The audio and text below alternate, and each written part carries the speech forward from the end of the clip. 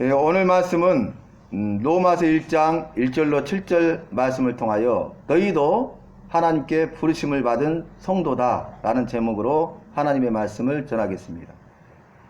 그리스도 안에서 부르심을 입은 자, 부르심을 입은 자인데 부르심을 입은 사람은 성도입니다. 성도는 거룩한 무리, 하나님께서 이 죄악된 세상에서 우리를 구별하여 불러내시고 하나님의 거룩한 친백성 삼으시고 하나님의 자녀 삼으신 것입니다. 오늘 이 로마서 말씀은 사도 바울이 로마에 있는 성도들에게 보낸 편지의 글인데, 여러분, 이 로마는 그때 당시에 강력한 세계적인 제국입니다. 그래서 모든 세계의 경제, 정치, 문화, 사회, 이 모든 것의 중심지, 그리고 무역의 중심지고 교통의 중심지고 군사의 중심지고, 그래서 우리가 잘 알듯이 모든 길은 로마로 통한다 라는 말이 있잖아요. 세계를 제패했기 때문에 세계에 있는 모든 길이 다 로마로 통하는 거예요. 왜냐하면 로마가 이제 많은 나라를 정복하고 식민 통치를 하는데 그 나라로부터 이제 조공을 받잖아요. 그러니까 그것을 신속하게 로마로 옮기기 위해서 요즘으로 말하면 신장로 큰 길을 냅니다. 그게 뭐냐면 박석을 깔아요. 돌을 다듬어 가지고, 다듬은 큰 돌로 길에 놔 가지고 이제 전천후 도로가 되게 하는 거죠. 그래서 크고 넓은 길, 전천후 길, 그리고 빠른 길. 그래서 모든 길은 세계로 통한다. 근데 중요한 것은 이 로마는 우상의 소굴이었다는 거죠. 로마 지역에는 우상의 소굴이었다는 것이 하나의 특징이고, 두 번째 성경이 말하는 특징은 뭐냐면은 노예가 많은 것이 로마예요. 그래서 그때 당시에 로마에 노예만 100만 명이 넘었답니다. 그래서 오늘 보니까 이 바울이 로마에 있는 성도들에게 편지를 보내고 있는데, 이런 척박하고 어려운 환경 가운데서 복음이 증거되고 그 전파된 복음을 통해서 예수 믿는 사람이 생기게 되고 로마에 있는 교회가 세워진 것이죠. 이것이 하나님의 은혜입니다. 그래서 바울이 내가 로마에 가기를 원하노라, 이것이 바울의 소원이었잖아요. 그래서 바울은 죄가 없었는데 죄인이 아닌데도 불구하고 이 죄수와 같이 결박당한 채 로마로 압송되고 로마에 가서 2년 동안이나 감금 상태에 있습니다. 그런데 그때 감금 상태에 있으면서도 이 바울이 복음을 전했어요. 그러니까 이 감옥에 들어왔다가 나가는 사람들 있잖아요. 그 지키는 자들이 있잖아요. 이들에게 하나님의 말씀을 전했는데 예수를 그리스도라 전하기를 담대히 전하고 이에 이것을 금하는 자가 없었도다 라고 증거하고 있어요. 그러니까 바울이 하나님의 말씀을 증거하고 그 일을 통해서 그들이 하나님을 알게 되고 그의 아들 예수 그리스도 구원자를 믿게 되어 구원받은 하나님의 친백성이요 하나님의 자녀의 삶을 살게 된 것입니다. 자, 그러면 이 바울이 자신을 소개하고 있는데 로마에 있는 교회와 로마의 성도들은 바울을 모르잖아요. 일면식이 없잖아요. 서로 모르는 상태입니다. 근데 편지를 보내는데 자기를 소개하되 이렇게 소개합니다. 예수 그리스도의 종된 나 바울은 자신을 종이라고 소개하고 있어요. 여러분, 100만 명이 넘는 종 노예가 있었는데 이 노예는 두 가지였습니다.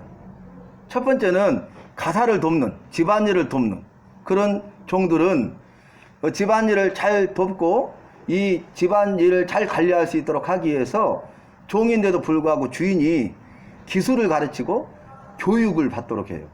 그래서 그들은 일정의 자유가 있었습니다. 그런데 또 하나의 종은 노동력 착취를 위해서, 그러니까 일을 하도록 하게 돼. 일하는 종이죠. 그 종이 있었어요.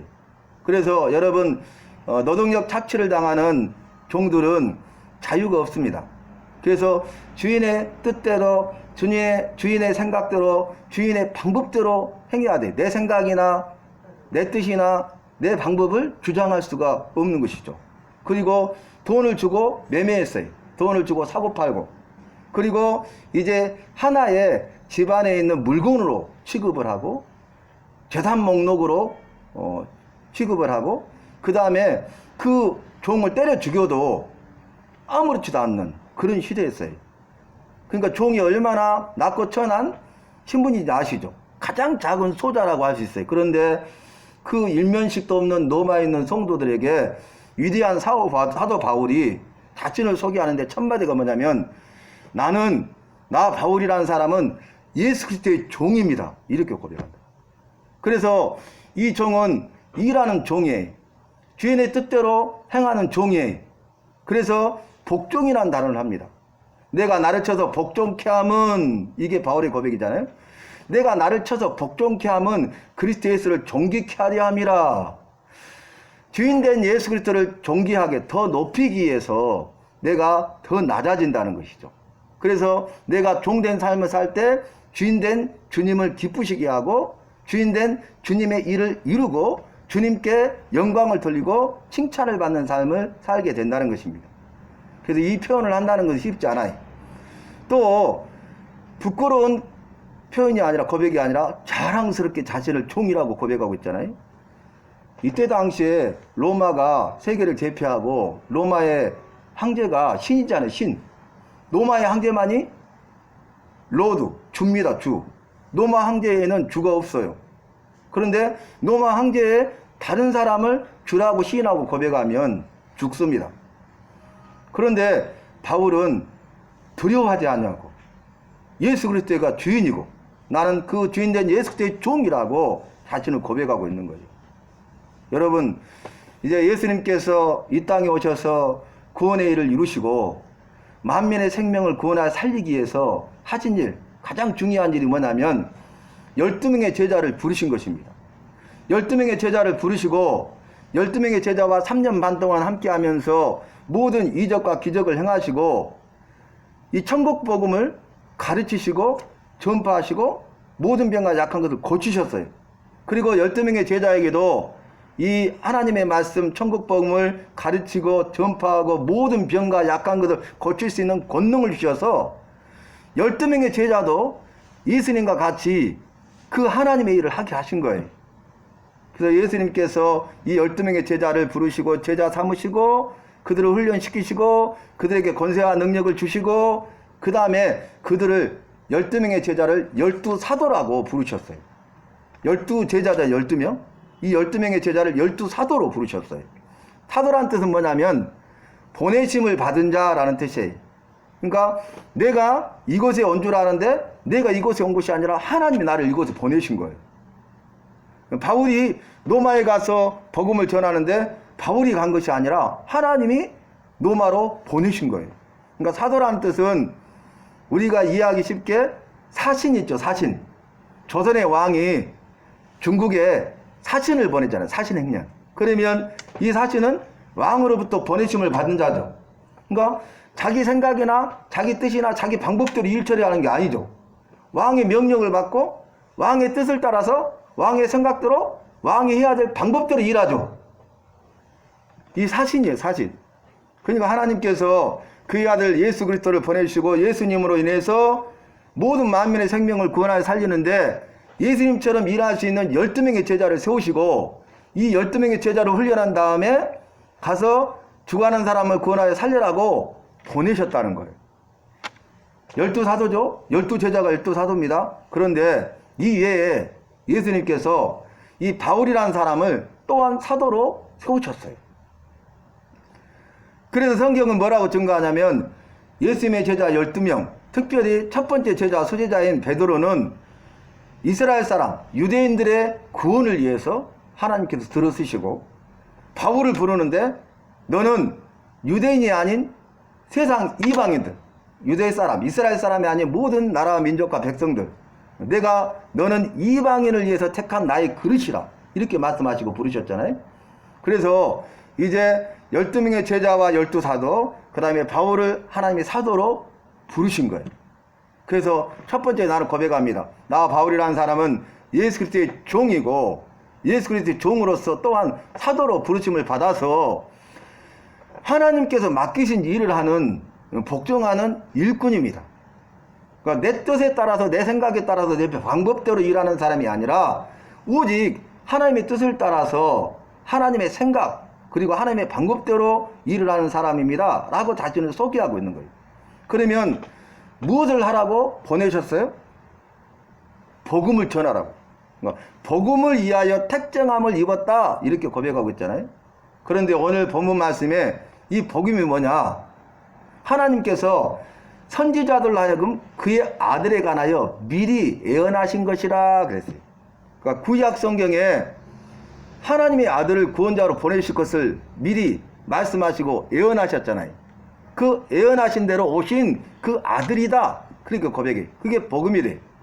그러면 복음이란 뜻은 뭐냐면 안겔리온이라는 원문의 뜻인데 이 복음은 기쁜 소식, 좋은 소식이란 뜻이에요. 여러분 소식 있죠? 뉴스. 그럼 이 소식은 진짜 소식이 있는가 하면 가짜 소식이 있잖아요. 그래도 요즘에 보면 진짜 뉴스, 가짜 뉴스 그러잖아요. 그 다음에 소식은 좋은 소식이 있는가 하면은 나쁜 소식도 있잖아요. 그죠?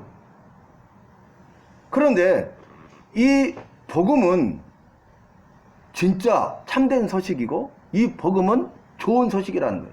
쉽게 말하면 참되고 좋은 소식이 복음이에요. 그런데 모든 사람에게 참된 소식, 좋은 소식은 뭐냐? 그 다음 보니까 이 복음, 좋은 소식은 곧 누구냐? 우리 주 예수 그리스도시니라 그랬어요. 다시 말하면 더 쉽게 말씀드립니다. 이 복음은 기쁘고 좋은 소식은 하나님께서 그의 아들 예수 그리스도를 보내실 것을 미리 약속하셨는데 그 하신 약속의 말씀을 이루셔서 때가 되면 그의 아들을 보내셔서 우리를 죄와 사망에서 구원하셨다는 것이 복음이에요. 근데 그 구원하시는 분이 누구예요? 우리 주 예수 그리스도. 주라는 뜻은 우리의 주인. 주인. 이걸 주라고 그래요. 로드, 주인. 그러잖아요. 그 다음에 예수, 자기 백성을 저희 죄에서 구원할 자. 그러니까 내 삶의 주인 되시고 나를 죄와 사망에서 구원하는 구원자가 되신다는 뜻이잖아요. 그 그리스도라는 뜻은 뭐냐면 기름 부음을 받은 자. 그래서 구약시대에 왕을 세우거나 제사장을 세우거나 선지자를 세울 때는 하나님이 특별히 이 머리에 기름을 부으셨어요. 그래서 왕으로 세우시고 제사장으로 선지자로 세우셔서 왕으로서 백성들을 통치하고 다스리고 그 다음에 제사장으로서 하나님 앞에 제사를 드리는 일을 하고 선지자로서 그 이스라엘 백성들에게 하나님의 말씀을 전하는 일을 하게 했다는 거예요. 그럼 봐보세요. 여러분 이 복음은 우리 주 예수 그리스도시대예요. 왜냐하면 왜 예수님이 우리에게 참된 소식이요 좋은 소식이냐면 죽어가는 사람을 살리는 것보다 더 참되고 그 다음에 좋은 소식이 어디 있습니까? 또 죽어가는 사람을 살리는데 다시는 죽지 않고 영원히 살도록 하시니 이보다 더 참되고 이보다 더 좋은 소식이 어디 있다는 말입니까? 그래서 여러분 오늘 이 복음에 대해서 말하는데 예수님이시고 예수님을 이렇게 말합니다. 육신으로는 다윗의 혈통으로 나셨고 성결의 영으로는 죽은 자 가운데서 부활하사 능력으로 하나님의 아들이 되셨다. 자, 제가 쉽게 설명을 드릴게요. 자, 예수님은 육신과 성결의 영, 우리도 육체와 영혼을 가진 존재죠. 육체와 영혼이 있죠. 육체, 우리 몸 안에 영혼이 들어있잖아요. 그러니까 살아있죠. 그런데 육신으로는 다윗의 혈통으로 나셨대요. 그건 뭐냐면 이사야 11장 1절의 말씀 보면 이새의 뿌리에서 싹이 나고 가지가 나서 결실할 것이다 그랬어요. 이새의 아들이 누굽니까? 이새? 다윗. 그 다음에 그 이새의 아들 다윗에게서 싹이 나고 거기에서 싹이 자라가지고 가지가 나가지고 결실 열매를 맺는데 그때가 언제냐면 다윗의 자손으로 예수님이 오신다는 약속의 말씀이.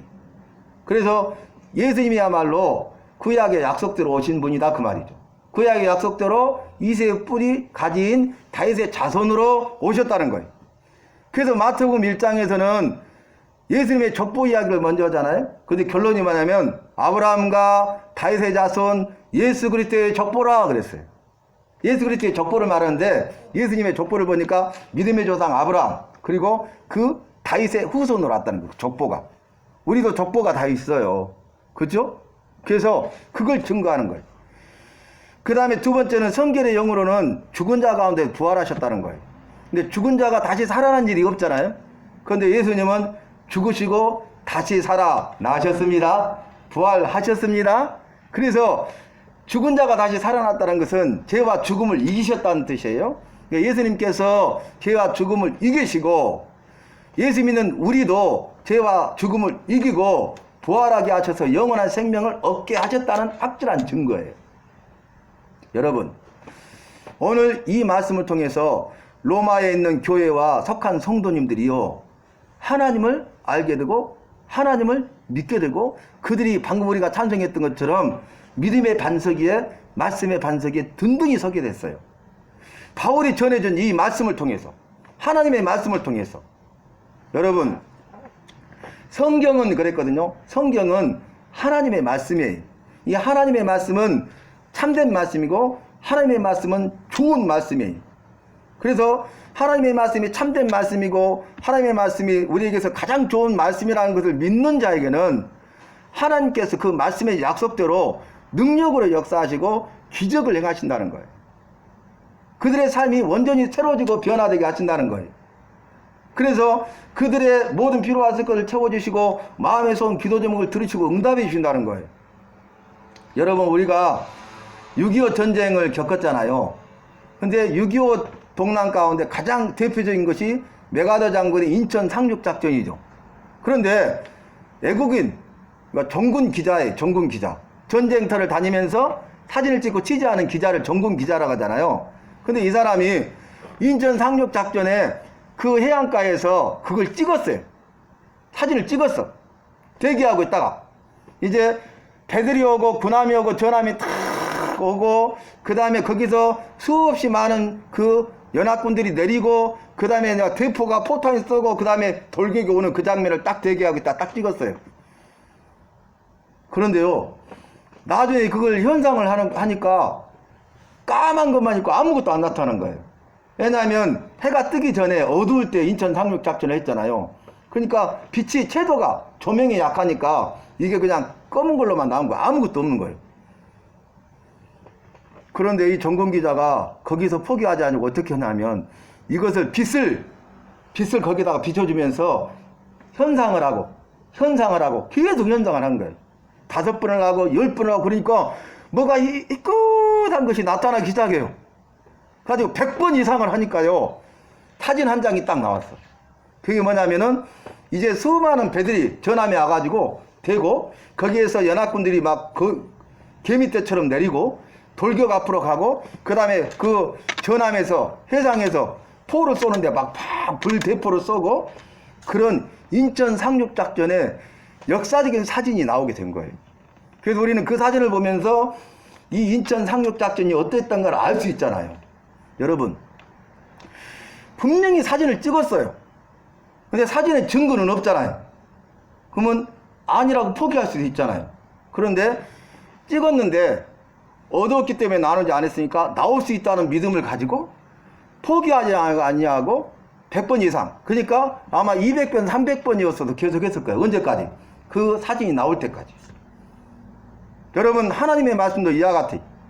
하나님의 말씀 우리가 알지 못하는데 인천 상륙작전이 있다는 사실을 알게 되었고 믿은 것처럼 하나님의 말씀의 일이 이루어졌다는 것을 알고 믿으면 그 믿음을 가지고 하나님의 말씀을 묵상하고 묵상하시기를 바랍니다. 그런데 아니 하나님의 말씀을 묵상해 봤는데 아무것도 없는 거예요. 사진을 현상했는데 아무것도 없는 거예요. 에이, 그러면 그렇지. 그러면 안 된다 그 말이. 하나님의 뜻을 알아갈 때도 우리가 한번 묻고 하나님의 뜻을 에이 그러면 그렇지. 하나님의 뜻을 모르겠어. 하나님 말씀도 안 하시고 기도해도 응답이 없으죠. 응답이 없으셔. 포기하면 안 된다는 거예요. 어떻게 해야 돼요? 우리가 이 하나님의 약속의 말씀을 믿고 믿음으로 인내하면서 하나님의 뜻을 계속 구하시기를 바랍니다. 하나님께 마음의 소원을 아뢰시기를 바랍니다. 언제까지? 그 현상을 통해서 사진 작품이 나올 때까지. 언제까지?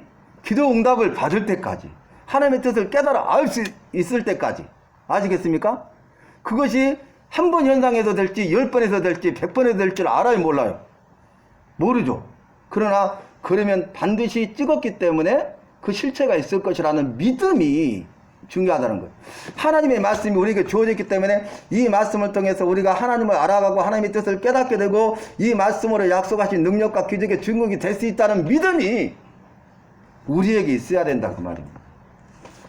여러분, 오늘 복음이신 예수님을 로마에 있는 교회 성도들에게 소개했어요. 이들이 다 예수 믿는 사람이잖아요. 근데 바울이 첫 마디가 뭐냐면은 나는 예수 그리스도의 종이고 사도로 보내심을 받았는데 종으로서 사도로서 할 일이 뭐냐면 복음을 전하는 것이고 이 복음은 예수님이니까 예수님을 전해야 된다. 그래서 너희들에게 예수님을 전하는데 당신들은 예수님이 다윗의 자손으로 오신 것을 구원자심을 역사적인 사실인 걸 확실히 믿어야 된다. 그리고 예수님이 죽은 자 가운데 부활하셨기 때문에 이걸 확실히 믿는 자는 예수님이 말씀하시기를 나는 부활이요 생명이니 이것을 네가 믿느냐? 믿는 자는 죽어도 살겠고 살아서 믿는 자는 무릇 죽지 아니하리라. 아멘. 그 말씀과 같다는 거예요. 그러니까 예수님의 부활을 믿는 자가 되어야 한다는 거예요. 그래서 그분이 능력으로 하나님의 아들로 인정을 받았다. 여러분, 하나님의 아들이라고 인정을 받았다는 것은 영원하신 하나님의 아들이시고 그분이 바로 구원자시라는 뜻이에요. 예수님은 영원하신 하나님의 아들이에요. 그리고 하나님의 아들이신 그 예수님이 저와 여러분을 살리시기 위해서 오신 구원자예요. 그러니까 우리를 죄와 사망에서 구원하신 유일한 구원자는 예수님 외에는 없습니다. 천하 인간의 구원을 얻을 만한 다른 이름을 주신 일이 없습니다. 그래서 우리가 이걸 확실히 믿어야 된다는 거예요. 내가 예수님을 믿는다? 그 말은 뭐냐면은 예수님이 역사적으로 다윗의 자손으로 오신 그 예수님이시고 구약의 말씀을 이루셨고 그 예수님이 죽은 자 가운데서 다시 부활하신 것을 믿는다는 거예요. 우리가 그걸 믿지 않으면 믿는 게 아니. 그것을 믿지 않는 사람은 믿는 사람이라고 할 수가 없어요. 여러분, 오늘 핵심이 뭐냐면 바울이 이렇게 소개해요. 하나님이 나를 만세전에 택하시고 부르시고 보내셨느니라 그랬어요. 우리에게 적용해 봅니다. 하나님이 나를 만세전에 나를 모태에서 조성하기도 전에 나를 택하셨다고. 구원받은 백성으로 택하셨어요. 그리고 택한 백성을 때가 되니까 구원받은 백성으로 부르셨어. 그죠? 그리고 구원받은 백성으로 살게 하실 뿐만 아니라 가서 다른 사람을 구원하여 살려라고 보내셨다는 거예요. 그러니까 하나님이 나를 택하시고 하나님이 나를 부르시고 하나님이 나를 보내셨다는 사실을 우리가 확실히 알고 믿어야 돼요. 안타까운 것은 부르심을 받지도 않았는데 부르심을 받았다고 착각하는 사람이. 하나님이 부르셔야 돼요. 보내시도 않았는데 보내심을 받았다고 착각하는 게 문제예요, 여러분. 그런데 더 큰 문제는 뭐냐면 하나님이 부르셨는데 그 부르심을 받았는지를 모르는 거예요, 자신이. 하나님이 보내셨는데 보내심을 받은지를 모르는 것이 더 문제예요, 여러분. 그러니까 두 종류의 사람이 있다니까요. 하나님이 부르시도 않았는데 자기를 부르셨대요. 하나님이 자기를 보내시도 않았는데 자기를 보냈대요. 이들이 거짓 선생입니다. 거짓 선지자들입니다. 또 두 번째는 뭐냐면은 하나님이 나를 부르셨는데 부르신지도 몰라. 하나님이 나를 보내셨는데 나를 보내신지도 몰라. 그러니까 나를 부르신 것을 내가 알면 구원받은 백성으로 살아가게 되죠. 나를 보내신 것 알면 구원받은 백성으로만 살고 있는 것이 아니라 가서 구원자 예수님을 전하는 삶을 살게 되잖아요. 그래서 내가 정말로 부르심을 받았고 내가 보내심을 받았다는 것을 알고 믿는다면 우리는 구원받은 백성으로 살아가야 되고 가서 아직도 구원받지 못한 사람들에게 구원자신 예수님을 전하는 삶을 살아야 된다는 거예요. 언제까지요? 주님 부르실 때까지. 그래서 우리는 날마다 구원받은 백성으로 살고 날마다 가서 구원자신 예수님을 전하는 삶을 살아야 하겠습니다. 그 다음에 중요한 게 뭐냐면은 너희는 예수 그리스도의 것으로 부르심을 받았대. 예수 그리스도의 것. 다시 말합니다. 너희는 예수 그리스도의 것이다. 너희는 내 것이다. 이렇게 말씀하시는 거예요. 여러분, 우리가 예수 그리스도의 것이라는 것은 뭐냐면 예수님과 함께 예수님 안에서 예수님을 위해서 살아야 된다 그 말이에요. 내가 예수님과 함께 하고 있는가? 내가 예수님 안에 있는가? 예수님 위에 살고 있는가? 이렇게 물어봐야 돼. 내가 예수님 함과 함께 예수님 안에서 예수님을 위해서 살아가고 있는 것이 바로 하나님께 영광을 돌리는 일입니다.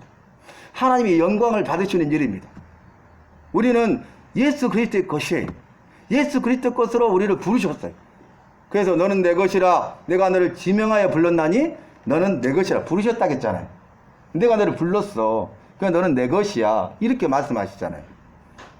사랑하는 성도 여러분, 오늘 결론이 뭐냐면 너희에게 은혜와 평강이 있기를 원하노라 하고 끝나요.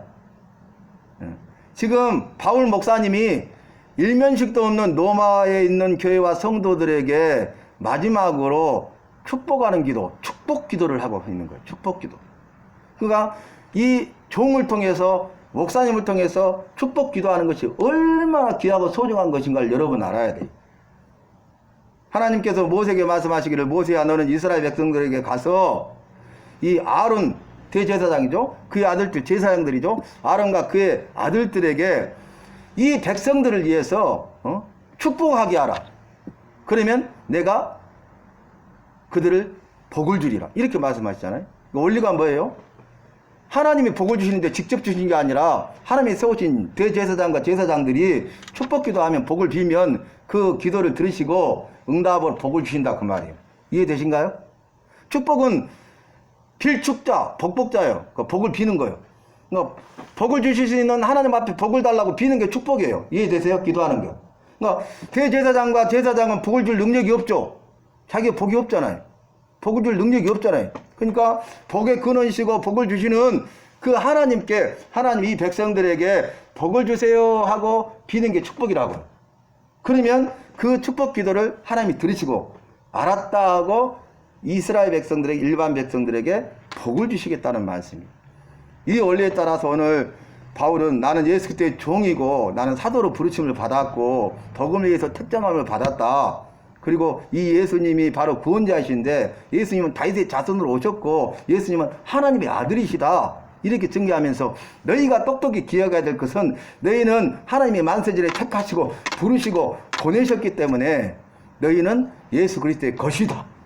이렇게 고백하면서 내가 예수 그리스도의 것인 너희들에게 축복 기도하는데 하나님 우리 아버지와 우리 주 예수 그리스도로조차 너희에게 은혜와 평강이 있기를 원하노라 하면서 은혜와 평강의 복을 빌고 있다.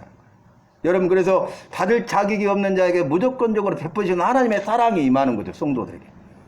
그리고 평강, 하나님의 평강, 하늘의 평강, 이 세상에서 알 수 없고 맛볼 수 없는, 사람이 줄 수 없는 평강, 하나님 안에서만 맛보며 누릴 수 있는 평강, 세상의 것과 같지 않냐는 평강, 영원한 평강, 참된 평강을 주시기를 원한대.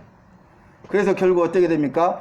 이 축복 기도를 통해서 로마 교회와 속한 성도들이 하나님 우리 아버지와 우리 주 예수 그리스도로 말미암아서 그 축복 기도에 대한 응답으로 은혜와 평강을 받아 누리게 된 것입니다. 사랑하는 성도 여러분, 오늘 믿어 순종케 하나니 그랬어요. 우리에게 믿음을 주시고 또 그 믿음을 가지고 순종하게 하시는 분이 하나님이셔요. 내가 믿는 것 같잖아요. 근데 나에게 믿을 수 있는 마음을 주시고 믿음을 주신 거예요. 그리고 내가 순종하는 것 같잖아요. 하나님이 순종할 수 있도록 행할 수 있는 능력을 주시는 거예요. 우리가 움직인 것 같지만 하나님으로 인하여 우리가 기동하느니라. 기동은 숨쉬며 움직이고 있다고. 지금 우리가 숨을 쉬고 있죠? 움직이고 있죠? 여기 왔죠? 이것은 뭐냐면 하나님 때문이에요. 하나님이 우리의 생명을 지켜주셨기 때문에 그래요. 하나님 우리에게 건강을 주시고 하나님 우리에게 힘과 능력을 주셨기 때문이에요. 사랑하는 성도 여러분, 오늘 말씀 가운데 우리가 기억해야 될 부분이 무엇입니까? 하나님이 나를 만세전에 택하셨어요. 그리고 때가 되니 하나님이 나를 부르셨어요. 하나님이 나를 부르셨다는 것은 택하셨다는 증거잖아요. 그 다음에 나를 부르셨다는 것은 보내시겠다는 약속의 말씀입니다. 그래서 부르심을 받았느냐 받지 않았느냐가 중요하다고요. 부르심을 받아야 돼. 그 두 번째는 부르심을 받은 줄을 알고 믿어야 돼. 아까 제가 말씀드렸잖아요. 그래서 우리가 하나님이 나를 부르셔가지고 예수 그리스도 것으로 부르셨다기. 예수 그리스도 것으로. 그래서 이 부르심을 알고 나는 내 것이 아니고 내게 있는 모든 것이 내 것이 아니고 다 주님의 것이고 주님이 주신 것이고 그래서 주님의 것으로 아름답게 쓰임받는 우리 교회와 속한 모든 성도님들이 되시고 오늘 수요예배 드리는 저와 여러분이 되시기를 예수님의 이름으로 축원합니다. 하나님 아버지, 주신 말씀, 약속의 말씀, 내게 주신 약속의 말씀으로 받아 아멘 합니다.